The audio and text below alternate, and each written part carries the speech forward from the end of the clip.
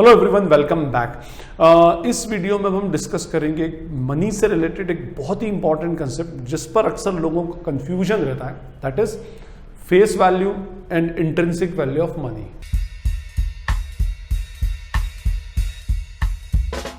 ये जो कंसेप्ट है फेस वैल्यू और इंट्रिंसिक वैल्यू का, इसके लिए एक सेपरेट वीडियो इसलिए बनाई है ताकि आपको इसका कंसेप्ट क्लियर हो और आगे के जो वीडियोस आ रहे हैं या जो टाइप्स ऑफ मनी का जो कंसेप्ट होता है, स्पेशली जैसे Fiat money, commodity money, full bodied money, representative full bodied money, तो इन कंसेप्ट्स को आप बहुत इजीली क्या करें, समझ सकें।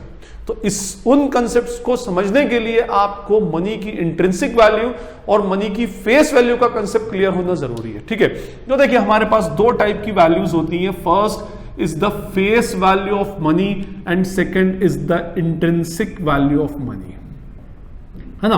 अब फेस वैल्यू का मीनिंग होता है जो वैल्यू उस पर लिखी हुई है। ठीक है, जैसे अगर हम इंडिया में बात करें तो रुपी नोट की अगर हम बात करें तो सबसे मैक्सिमम डिनोमिनेशन का रुपी नोट है 2000 रुपए का, फाइन। उससे छोटा फिर 500 रुपीज का, देन रुपीज 200, ठीक है, देन रुपीज 100, उसके बाद 50 रुपीज और 20 रुपीज, यस ऑफ कोर्स, उसके बाद 10 रुपीज का। ठीक है, तो ये जो है these are the face values जो उसके ऊपर प्रिंट है, जितने में ये जो करेंसी है ये एक्चुअली मार्केट में सर्कुलेट होगी, चलेगी।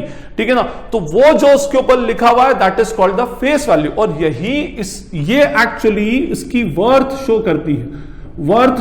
Means if you are presenting ₹2000 note in the market, then you have a right to avail the services or you have a right to purchase the goods worth ₹2000 against it। ठीक है ना, आपने अगर 2000 रुपए का note market में दिया तो 2000 रुपए की गुड्स परचेज करने का आपको फुल राइट है। जैसे अगर आप एक पेट्रोल पंप पे जाते हैं और आपने उसको 2000 रुपीज का नोट दिया और आपने गाड़ी के टैंक में आपका पेट्रोल आया 1200 रुपए का, तो 800 रुपए वो आपको रिटर्न भी करेगा। क्यों? क्योंकि जो एक्चुअली उसकी फेस वैल्यू होती है दैट इज वेरी इंपॉर्टेंट। बंदा तो उसकी फेस वैल्यू को ही समझता है जो उस पर लिखी होगी। 10 रुपीज का कॉइन 10 रुपीज लिखा है तो that is the face value of 10 rupee coin. 50 पैसा का कॉइन तो 50 पैसा will be the face value of that coin. ठीक है ना, 2 रुपए का कॉइन है तो 2 रुपया उसकी फेस वैल्यू होगी। 10 रुपए का कॉइन है, 5 रुपए कॉइन है, तो whatever value return on that currency is called as the face value, वो उसकी फेस वैल्यू कराएगी जितना मार्केट में चलता है। हम बोलते हैं 50 का नोट है तो 50 रुपी इज द फेस वैल्यू, 2000 का नोट है तो 2000 इज द फेस वैल्यू। ठीक है, 500 का नोट है तो 500 इज द फेस वैल्यू। जितना मार्केट में उसकी वर्थ है, वर्थ मींस जितने में वो चलेगा, जितने रुपए का आप अपना डेट्स उससे क्लियर कर सकते हैं, आपकी उधारी चुका सकते हैं, that is called the face value of the money. Money की फेस वैल्यू होती है अलग अलग, जिसको हम डिनोमिनेशन भी बोलते हैं ना, डिनोमिनेशन, ये अलग अलग डिनोमिनेशन के नोट्स हैं, तो these are called the face value of the money.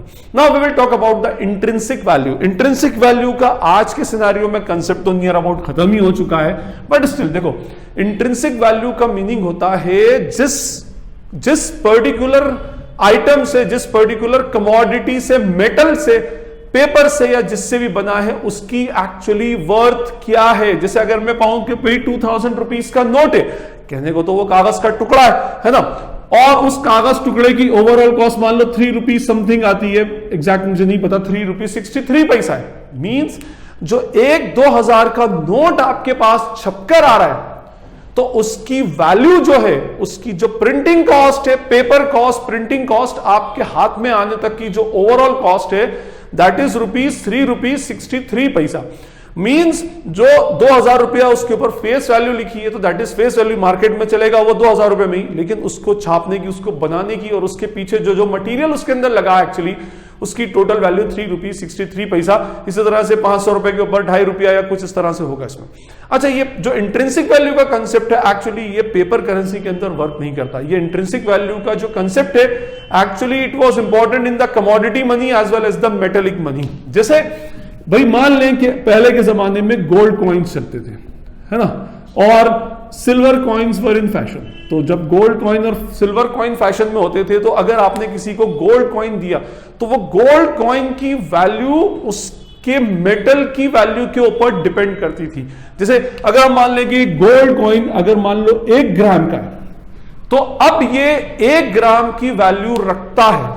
अब आप आज के सिनेरियो में अगर आप 1 ग्राम गोल्ड की वैल्यू देखें तो नियर अबाउट 5000 रुपीज होती है। तो मींस 1 ग्राम गोल्ड के इस गोल्ड कॉइन की वैल्यू रुपीज 5000। ठीक है, मतलब 5000 वैल्यू। अगर कल को गोल्ड की वैल्यू बढ़ गई, डिमांड ज्यादा हो गई, गोल्ड की वैल्यू बढ़ गई, तो इस गोल्ड कॉइन की वर्थ, उसकी इंट्रिंसिक वैल्यू भी अल्टीमेटली क्या हो जाएगी, बढ़ जाएगी। जिस मेटल से, जिस प्रोडक्ट से, जिस आइटम से उसको बनाया गया, उसकी वर्थ एक्चुअली क्या है, that is called the intrinsic value.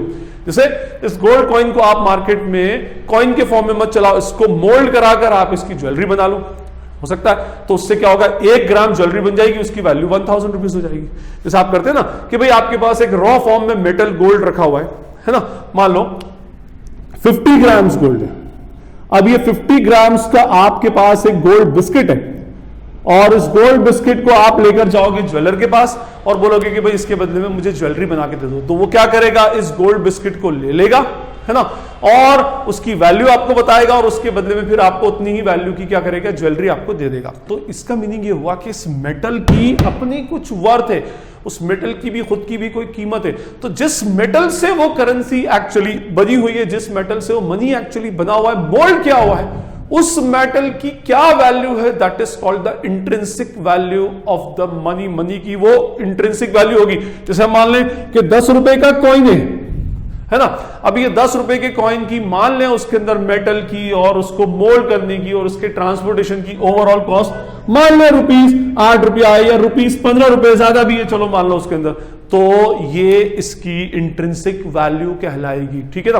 तो कहने का अल्टीमेटली मीनिंग ये कि जिस भी मेटल से या जिस भी आइटम से आपने उस करेंसी को मोल्ड किया है, बनाया है, उसकी वैल्यू क्या है, that is called the intrinsic value of the money. ठीक है, वो उसको इंट्रिंसिक वैल्यू बोलते हैं, लेकिन इंट्रिंसिक वैल्यू हमें एक्चुअली दिखती नहीं है।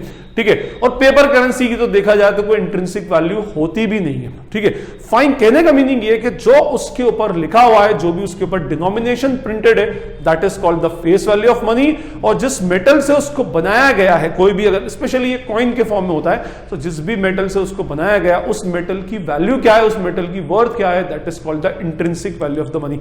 तो आई होप आपको इंट्रिंसिक वैल्यू का कंसेप्ट क्लियर होगा। आगे full bodied money, fiat money, commodity money के अंदर ये बहुत ज्यादा इंपॉर्टेंट है, तो ये क्लियर होगा।